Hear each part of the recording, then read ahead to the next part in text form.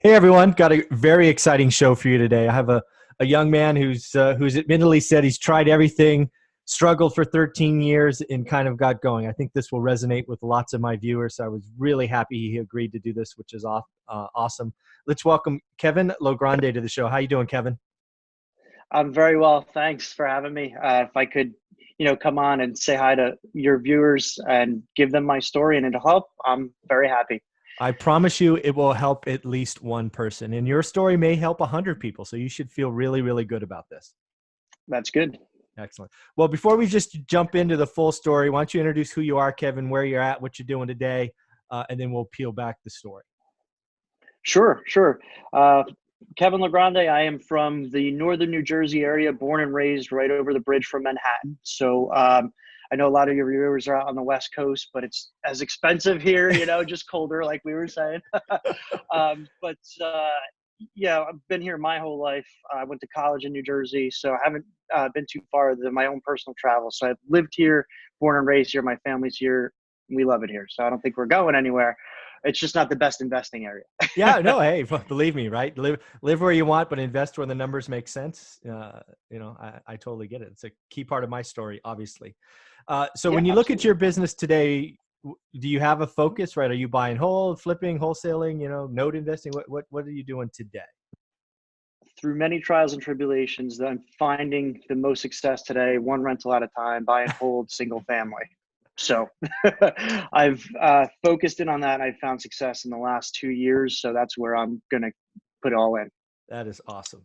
Yeah, one rental at a time works. It's not sexy. It doesn't look good on social media, right? That's the problem, right? Is it doesn't look good in that instant gratification. Oh, look at the check. Look at the stack of hundreds. Yeah, Yeah, which I that's chased for a long time.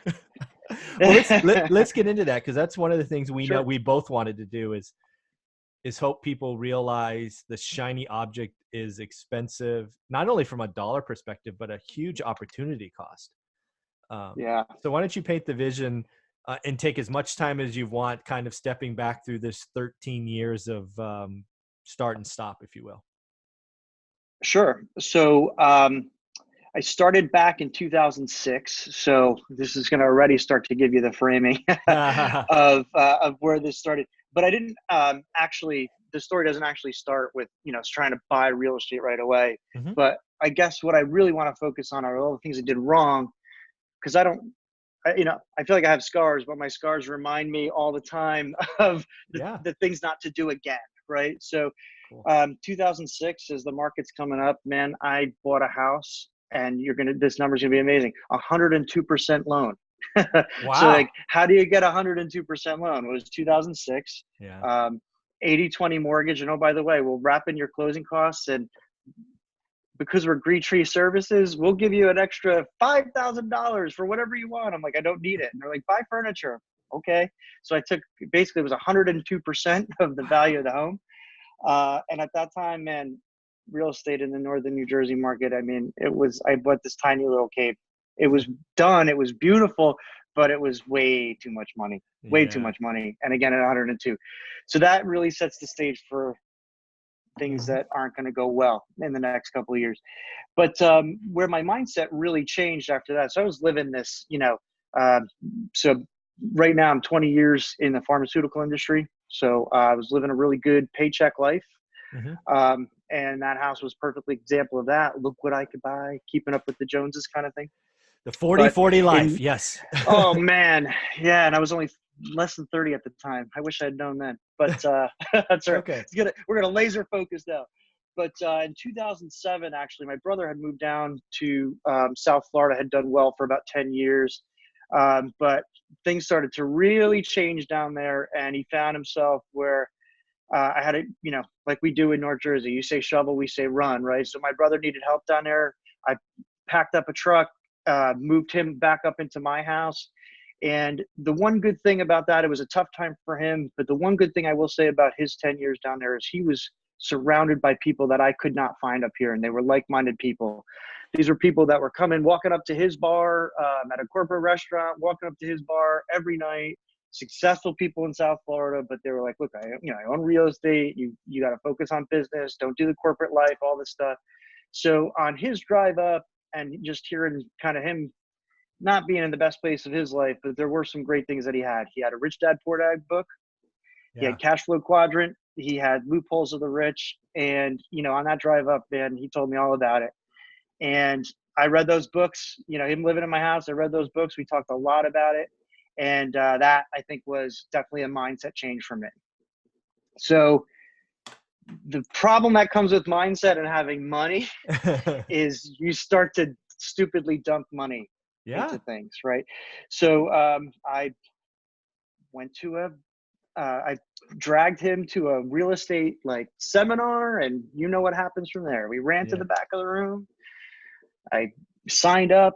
They said, day 2 is coming tomorrow. Go home, call all your credit cards and increase those balances, increase those credit lines. So we did it, right? Because I had faith that this was the right mindset and everything, and we were just going to go. But remember what's going on around you. Everything's appreciating. I mean, prices are going up. You can't lose. So that's what we did, right? So I spent a lot of money. I went in all in for the courses. You're going to have the mentor that comes up to your market. So I'm not even going to put a dollar amount on it, but it was too much. It was a lot. It was a lot of money. People would have called me crazy, but I was convinced, right? But that was the first part of Sanyadra syndrome. I got 5 courses. I got lease options. I got creative financing. I got driving for dollars. I got, wholesaling, all these different things. And that was the biggest problem right there is, what do you do with all this?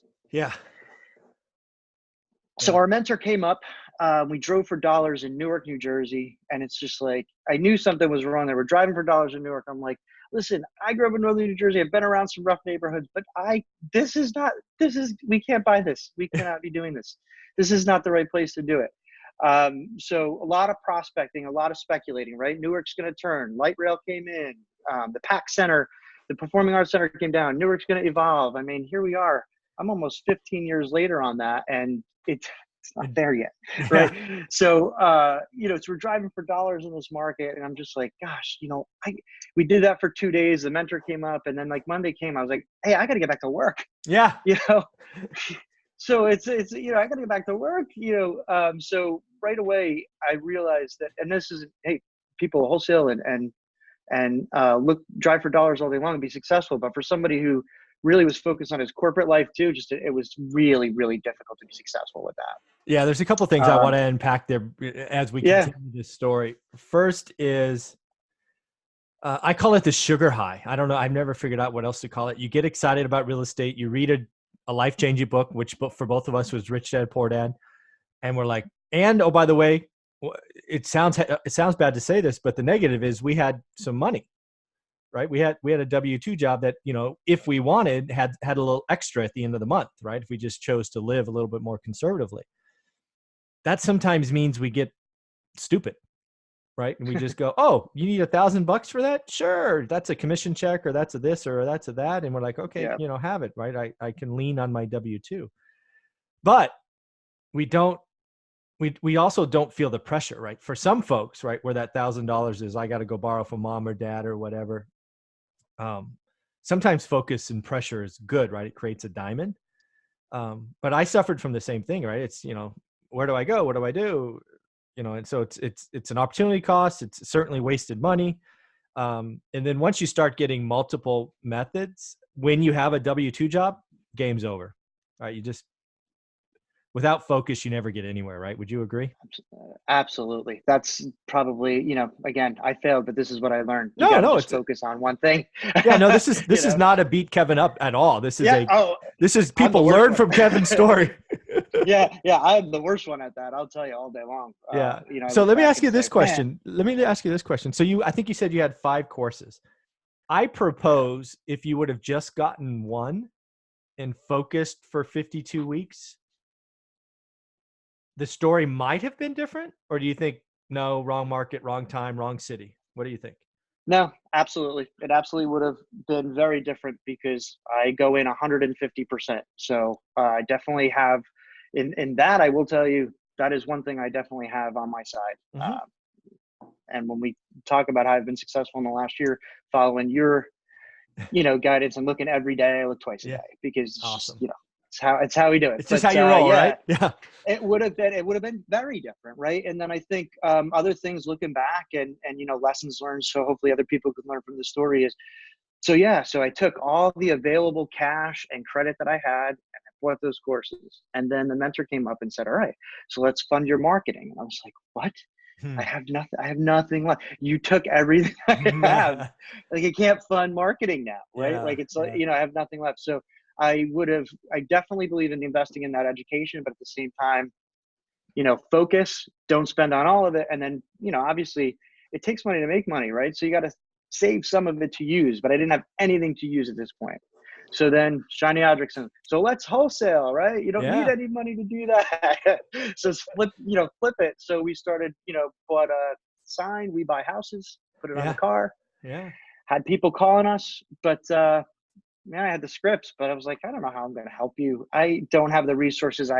Looking back, I hadn't set up buyer lists. I hadn't Yeah. built the connections that I should have built first. So I would call somebody who was desperate because, Yeah. hey, now we're lapping into like the 2007, 2008 time. Yeah. People were, I remember, man, that was ugly on all kinds of levels.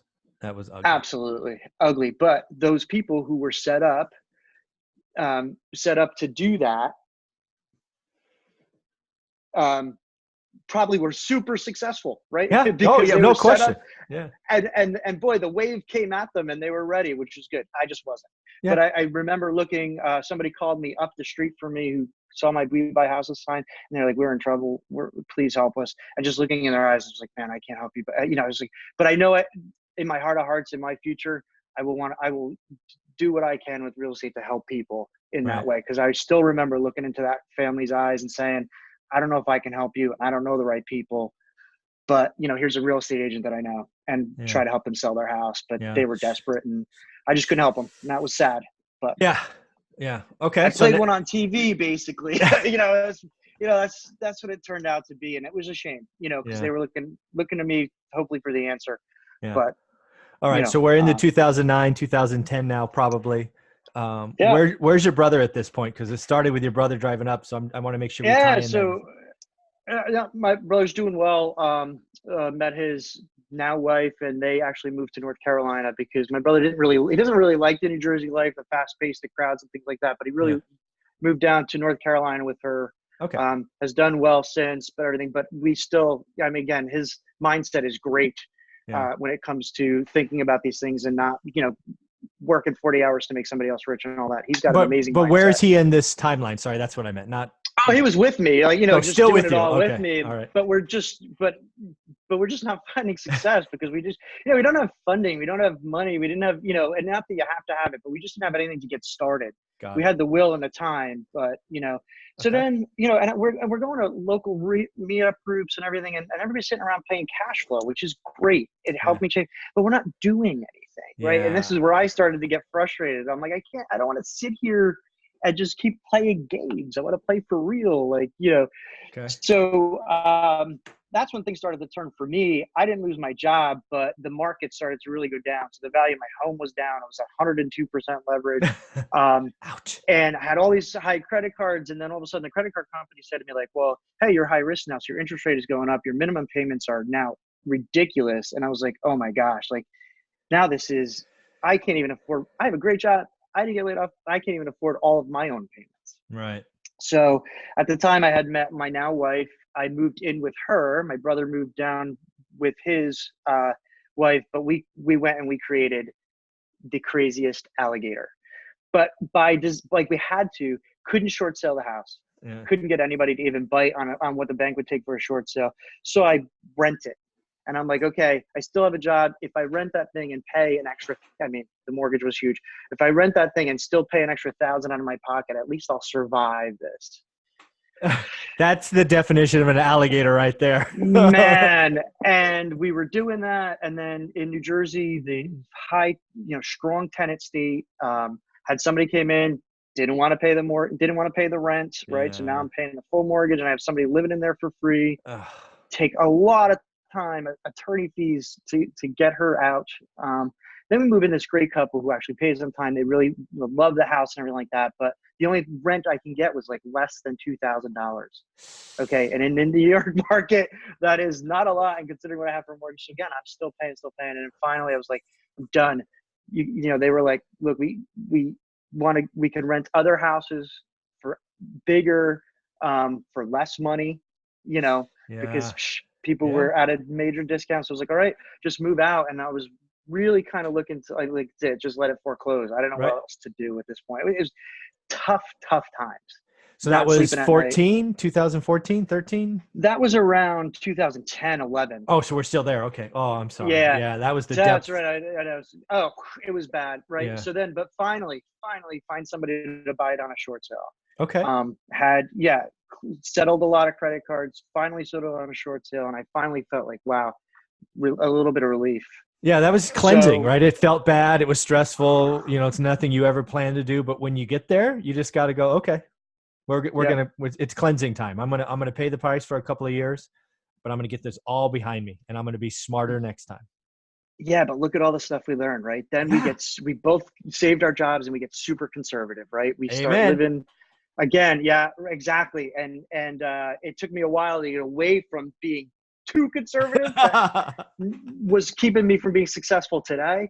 But man, we start paying down our primary mortgage on the house that my wife had bought and we Yeah. moved into. We start paying that down aggressively. Hey, we got two incomes, man. We start paying that down. We start saving a lot for kids' college funds. Awesome. And that's when we start looking around and we're like, man, didn't anybody learn? Because now we're, people, it's starting to recover a little bit and we're showing up to soccer games and we're like, man, we are not in like the best neighborhoods. Like, new Mercedes again? Like, Yeah. I was saying to my wife, like, we're like the richest poor people, like we Yeah. don't, or the poorest rich people, like, not buying Louis Vuitton bags. We're not upgrading cars and everything. We are just paying everything down. And while everybody's getting jobs, yeah, exactly. Well, everybody's getting jobs again and feeling comfortable. And we're looking around like, no, stop. Stop. Time out. But they're still, but Michael, they're still doing it, right? And it's just, but we learned, right? Awesome. Like, so, but I'm glad that we did that because then, and again, we're in high price neighborhoods. You're talking about taxes, $12,000 to $15,000, and you're not sending kids to those schools. Wow. Yeah. Okay, so we have our kids in private school, and when that private school system was failing the kids, we decided we needed to move to better school systems. So rather than pay $30,000 for a great high school, we moved into a town that has a little bit higher taxes, but great school systems. So what do we do with the house? We didn't create an alligator, Nice. but because we had bought at a part of the market that was so high, we didn't want to just turn that house and sell it because the values weren't quite there yet. Yep. So, but because we had so aggressively paid it down, the mortgage is so low that it's not an alligator. But Awesome. I'm telling you today that there's so much equity there that it's coming to the market that I think that my strategy for 2020 will be to offload that finally. But again, because we had aggressively paid it down, like that was a success. Such a better feeling, right? When it's not an alligator. Yeah. Oh my gosh. And this is where, having listened to your YouTube channel had really resonated with me. Like, yeah, conservatively financed, right? Don't play the 40-40 game. Don't keep up with the Joneses, right? Like, this is the stuff that I was like, all right, this is what's really working. Awesome. This is what's really working. So, so here we are now. It's 2012. I'm doing side hustle real estate license on the side of what I'm doing. I have a sales job. I also do agree with some of the messages you say about having a sales job because I have a base salary that pays, and we live below our means. And then my bonus and my wife's bonus goes towards investing. So, it's we're starting to do the things right. So, I start looking at like what are we going to do in real estate now? So we're stabilizing now. We're definitely feeling better financially. I think some of the effects of short sale is getting off my credit, right? Is getting better. So some of these things are behind me, but we're so conservative, right? Yeah. So I start looking at multifamily, right? I start looking at tax liens, and I spend time trying to partner up, and we could syndicate deals and all this stuff. I never jump in though because I refuse to do it. But I do spend time going down to Houston, looking at the market, right? Yeah. Starting to really learn and things like that. But we just don't jump in because I just remember saying to that person who was potentially going to go in as a partner was like, I can't do this. I promised my wife I would not do this. I would not put us at risk like that again. Yeah. because those things, I mean, man, multifamily, if that goes, I haven't ever done it, but I mean, if that goes wrong, you're in for millions. That's a big deal. So Yeah, I steered away from that. Well, first off, good, right? You were starting to get that shiny object syndrome again and chasing the Yeah, herd. The herd's dangerous, man. it is. I now look for it viciously. I try to find out where Yeah. all these freaking gurus and whatnot are forcing newbie excited investors to go, and I run the other way. And people are going to get crushed in syndications.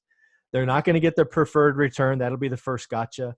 The second one will be capital calls because the syndicators are undercapitalized. And third, their money's going to be locked up for 5 to 10 years longer than they want. And oh, by the way, they're not very liquid individuals. So when somebody in the group has to sell, it's going to become forced sales, and people are going to walk away with half their investment. It is going to hurt, and I feel bad for people. So congratulations on saying I'm not doing that again. Yeah. Now, and also, Michael, wrap that all up. And here's me, who doesn't have a lot of experience. I'm going to jump in and try and pull private. I mean, Yeah. What do you I'm think? not ready. Yeah. I got to start somewhere and build. You can't. Yeah, Awesome. man. It's yeah. So that being said, so all right, great. We back off. So what do we do? Right. Yes. Here's the one thing you're gonna know about me is like, but I never stopped. Right. It never turned me away. So I buy another course, but it wasn't. It was like this time I was like, okay, I'm gonna spend $200. These guys, I followed them for a while. I really liked what they were doing. It was a cheap course, and it was just basically to get some of the tech down and it was by from HUD Home Store by HUD Homes, right? Yeah. I had my real estate license. My broker was awesome, and he was HUD certified, whatever it took to be able to make those bids. Mm-hmm. And I just went at it every day. We put in a bid every day according to their plan. I did it, and in South Jersey, where prices are very different than here, in a market that I had a really good friend who was a real estate agent down there. We found one. We got one, and the offer was accepted. We got it at a significant discount. What year is this? Sorry. 2013. Oh, wow. Okay. Awesome. Yeah. So it's starting to recover. We're seeing prices appreciate down there. And so mistake like number 12, here it comes, right? So we get it at a discount, right? So I was like, Dave, we're going to do this. We got, you couldn't really get a mortgage on those things, right? Yeah. But we got private money. We got a fellow who was in business, has money, and he was like, I want to get it out of the stock market. I want to invest in. Great. Come in on this. So we did. We put it together, put a little, LLC together and did it. What do we do? I went to flip that thing, but who did the work?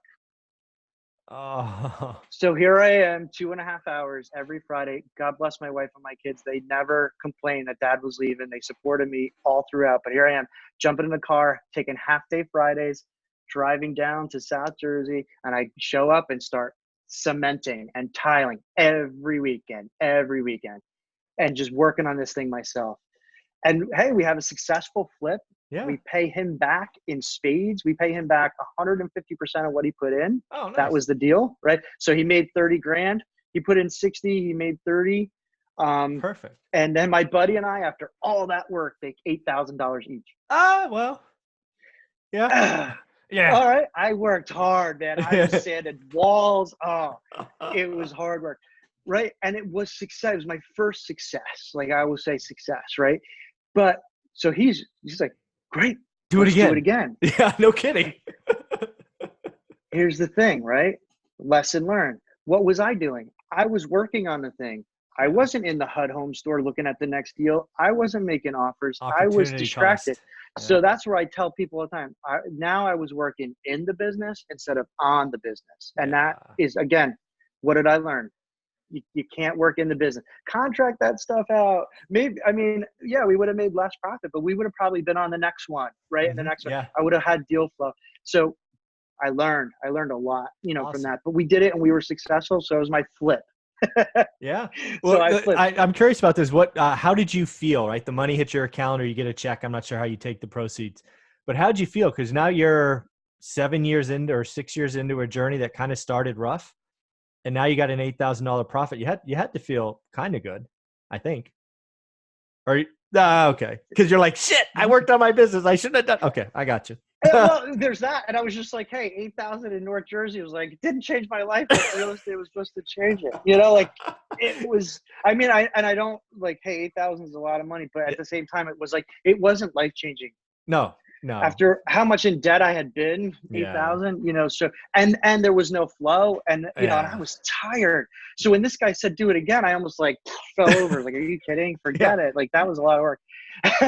No, I but, get it. but Yeah. again, what that also taught me was, man, in South Jersey to put gutters on a house, I almost fell over when they were like, oh, we got to cut trees and I was like, oh, just lay it on me. What's the bill? They're like $800. I was like, I mean labor Done. and everything in, Yeah. not just the parts. And they're like, no, all in. I'm like, well, that'd be like $7,000 where I'm at. So, so I learned, like, hey, every market's different. Don't take Absolutely. your North Jersey prices and labor to any other market, Yes. right? So, Awesome. so what you talk about and what you preach now, these I invest out of state now, but Yeah. you cannot bring your Yeah. expensive cost over there because you're going to overpay, right? So I learned that right Amen. away. Yeah. I mean, there are so many. I mean, the California investors. I mean, I swear to goodness, the person in Cleveland, just to pick a city, gets a phone call from 415 or 650. It's like, oh, I can jack it up 20 grand. California's calling. Yeah. Oh, Yeah, and it's it's terrible. true. It is true. So, like, again, even the contract labor, man, if it was a real negotiation, he was like, name your price, I would have paid triple for Yeah. that work. Yeah. you know. Exactly. So, and been happy about it. So that's that. So again, everywhere along the line, like, I tell anybody in this message of my journey, which is crazy, is the one thing I do well is I at least learn along the way. I make a lot of dumb mistakes and overzealously get into things, but I learn a lot. Yeah. So that's a good thing. Yeah. Absolutely. Um, so here we are then. So now, like, I just wait because I'm tired, right? We're doing well, things are going good. And so for 14, 15, 16, we just kind of like wait it out, pay it down, like, Okay. just, live that conservative life. And then, in 2016, when we moved up here, we turned our property Okay. into a rental, which again, it's North Jersey. Like, we should be making tons of cash flow on that, but it's not an alligator. But when I think about the equity that's in there, Yeah. man, Not a we're great going to do return. Yeah. great in the future. Yeah, we're going to do great on yield in the future once we do the right things with 1030 wanting that. Okay. So here we are. 2017 comes. I start buying tax liens, and because I'm getting bored, right? I'm getting, Yeah. that shiny object. But what am I going to do next, right? So I start buying tax liens, which are great because they have great return. But I'm kind of like, again, I'm like, ooh, it's tough for me. I like to be a little bit more active, so it's tough for me to buy a lien and just sit and wait. Yeah. So I do have tax liens. I like those, but they're not making a great financial future for me in the future, because Yeah. once a tax lien is over, Yeah. right? Great, I got great returns, but you got to do it again, Yep. right? So this is when I turn to my wife and say, rental real estate's where it's at, right? Because you put the time in, you do the work, I'm going to go at it hard, and it's going to just return for a Yeah. long time. We're not going to flip. I don't want to get rid of it, because Yeah. I look back at that one house I flipped. If I held on to that now, I'd be cash flowing thousands a month, because it was such a discount. I should have Yeah. held that one. Yeah. Should have held that, but flipping was where it's at. Yeah. So 2017, I get involved in tax liens or whatever, but I meet somebody. The good thing that came out of that is I meet somebody who's like, listen, I want to offload a house that is performing for me in the Ohio market, in one of the cities south of Cleveland in Ohio. It's cash flowing for me. I was like, all right, show me the financials. And I was like, all right, I'm going to buy this thing. But remember, I have scars. I'm still looking wounds. And I was just like, I am not financing that. I'm only using all cash. Okay. So remember, we're saving bonus checks and commission checks. And I'm like, bought it all cash. Okay. But at that market, which was great. So I had, before I bought it, I had like, no, I want to look at the market. I want to see what it's doing. Yeah. Bought it at the market. It's been cash flowing ever since. Really great success. Amazing. I have great property managers out there. Really happy with them. They've always done right by me. So it's great. Yeah. So here we go. Let's go over number 2. Let's make more mistakes, right? But again, we're still scarred. So we're like, all right, we saved and we went for number 2. But here's where we made a mistake. We went to a new market in the Midwest, right? Go learn another market. Let's be inefficient and learn another market. And we didn't do as much diligence there. We didn't vet the property manager. And here we are with a second property. So now I'm basically on 3 rentals. The second one that I actually purposely went for, we made all the mistakes, right? We tried to get it cheaper, spend the money, right? Yeah. Not having that value for our cash that you talk about, Michael. This is why, like, I am so in tune with you, because I didn't value that cash. Yeah. But all my money in, no leverage. But then I knew it takes time, pay money, fix it up, get a renter in there. It's doing okay, but the renter gets behind. The property manager doesn't communicate very well with me. So we just say, hold on. Okay. So we have 3 rentals now. The one in New Jersey's doing okay. It's not cash flowing great, but it's there. It's great equity. Ohio's doing fantastic. Michigan is not. So let's just hold on. Before we get into a danger zone, let's just hold on. So we waited all through 2018 and we're not out, but we learned a lot. Again, we learned a lot. I have to fire that property manager, right? But what does it teach me? I know what I like in property managers. I know the areas that I like. I know tenants and the types of tenants I like. So I learned a lot. And this is where I really started to find success is started to listen to your channel and some other channels. And what I did was I started laser focusing, stop looking at these multi-family real estate riches. And I only listen to folks who are focused on single family rentals. And it's really helped me focus and hone in. And okay, these are the things I value about my property managers now. These are the things I don't like about that other market.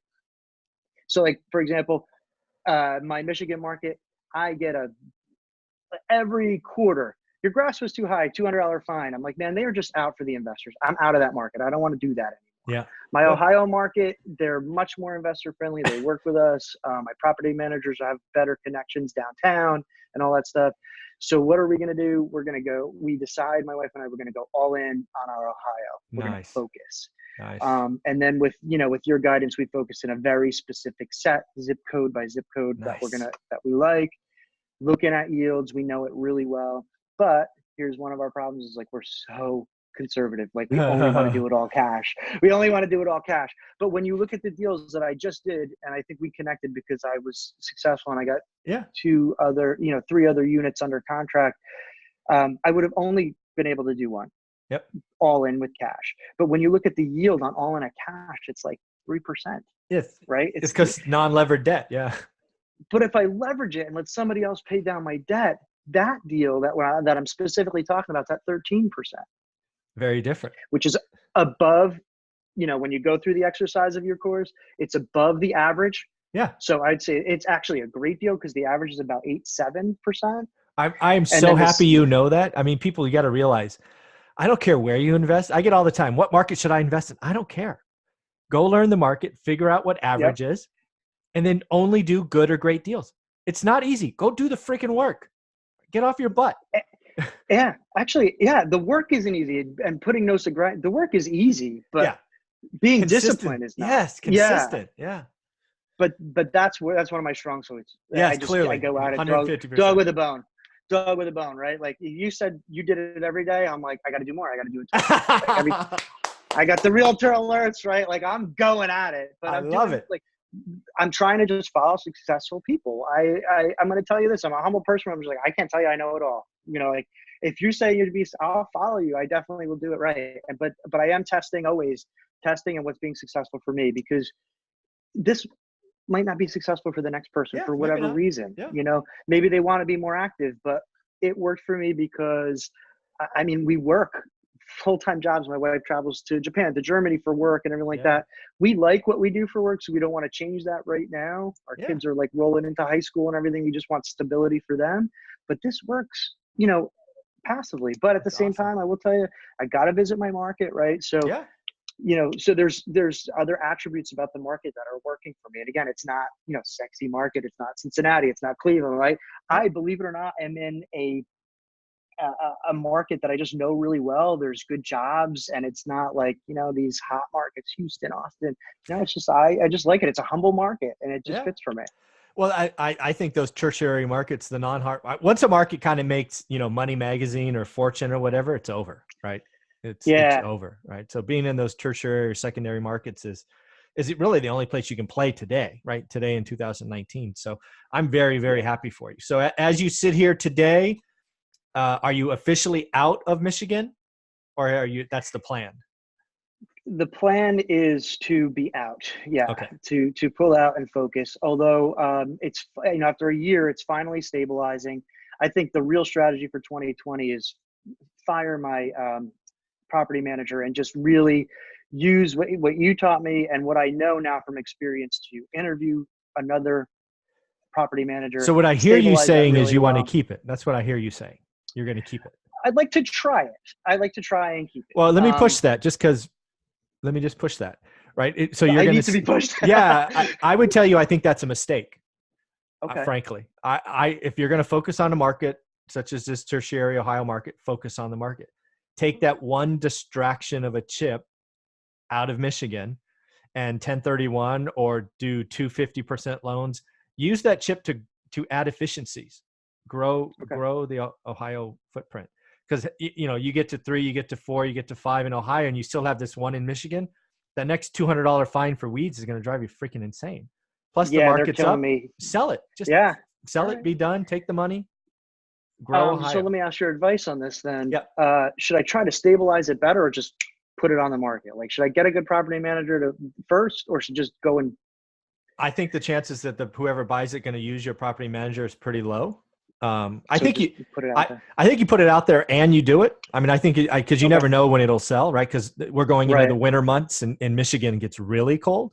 So historically speaking, it may not sell. So I still think you have to take care of the operational flow because it is yours. So do the interviews, do all of that, but tell them you're looking to sell it. So, because maybe they have a buyer, right? Maybe this new property manager has a buyer and you can work out an agreement. Hey, I'll sell it for 3 points less if you only charge me half the commission or whatever, right?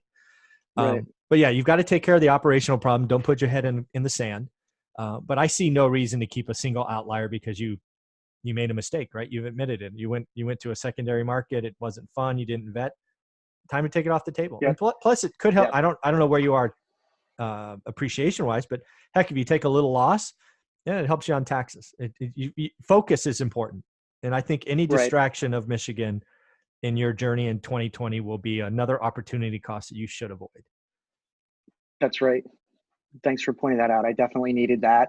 Yeah, absolutely. And it's good because I think 2020 is going to be my year where I'm learning the 1031 exchange because the New Jersey market finally came to the place where I'm like, man, if we take all that equity and put it into this tertiary market, our estimate is we'll be at 12 units easy. And again, it's not about unit count, but it is about having a focused approach. Yeah. Oh, so it's huge. So I feel great for you. Okay. Yeah. So that'll be a focus going forward is, again, all in on that market. Man, it just, when you find it and it fits and you start working with people that you like, again, other people might not find this market fun, but to me, it's very hometown. I really like it. And the people I like working with. So again, that's why my wife and I are like, let's put our money in there. Right. And that's awesome. And that's has she been to the market with you? She hasn't because we're constantly flopping back and forth between who's traveling for work and being our kids at the moment are like, just tell us who's dropping off the street. But so I've been taking the lead on that. And we said that in the future, if one of us were to go real estate pro, it'd be me first. So, and then I'll take her along. But my wife is really good at analytics. And so she'll, the one thing I'm learning about scaling even up to 6 now is like, okay, when are those taxes due? When are those mortgages due? And everything like that. And me and the personal schedule, I am great at work, but when it comes to the personal schedule, I am a mess. But my wife, you could ask her anytime. She's like, so, it's a good thing to have a good partner. That's the opposite of you, but she's also, again, through all this, I've done some crazy things. She has never once said, stop, you're crazy. She's always been, that's awesome. She's like, you're going to do it. You're going to make it, so it's good to have support around you. And she is, between her and my brother, the only one, because I could tell you, I think one of the reasons why I got on YouTube and the podcast community is because anybody else I talk to, they're like, you're doing what? Yeah, you're crazy. Yeah. It's not going to change your life. You leverage that, the cash flow of $200, $300 a month. What are you doing? What are you wasting your time? You can go teach classes at a gym and make that much money a month. Yeah. I was like, it's just I can't find anybody else who's like-minded. Cool. So thank God for her. Thank God that she supports me and has so far never put the noose around my neck for all those things that I've done. She's only been forgiving of it. But she's finally, I think where the real wind of my sails is now is she's finally starting to say like, you're getting it, you're doing it. Right. So this is feeling good, honey.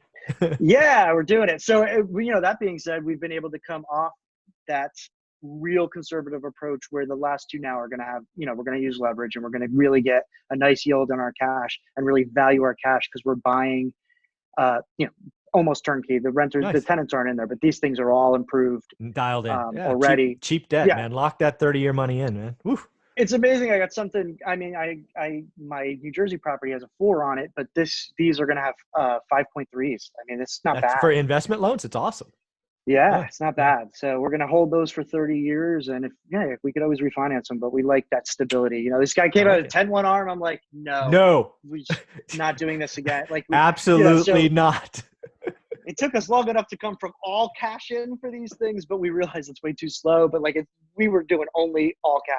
Yeah, it wasn't until we had like 80 grand that we would dump into the next property. But we realized, we looked at each other and we're like, that's going to take a long time. Yeah. We're T-minus 12 years from 55 and we want to be done by then. So we got to start letting other people pay down our debt. That's the right way to go. Well, this has been so much fun, Kevin. I love this story. So 2020 for you is about getting to 12. Is that what I kind of heard in your discussion? 12 at least. Yep. It's in my goal board. Yeah. I think what you just said was 15. That's what I think you just said. Yeah, that's it.